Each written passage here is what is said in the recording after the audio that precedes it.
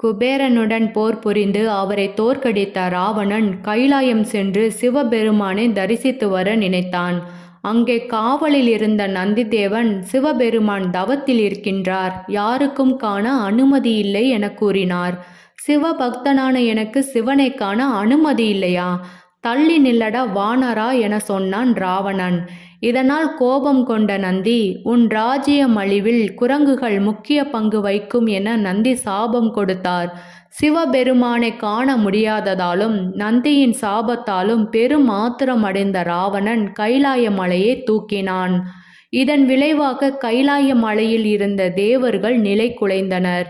பார்வதி தேவி சிவபெருமானிடம், என்னதான் ராவணன் உங்கள் பக்தனாக இருந்தாலும் செய்வது தவறு என்று முறையிட்டார். சிவபெருமான் ராவணனுக்கு பாடம் கற்பிக்க தன் பெரு விரலால் கைலாய மலையை அழுத்தினார். பாரம் தாங்காமல் கைலாய மலையில் மாட்டிக்கொண்டான் ராவணன். தன் தவறை உணர்ந்த ராவணன் தன் தலை, கை மற்றும் நரம்பினை பயன்படுத்தி வீணையாக்கினான்.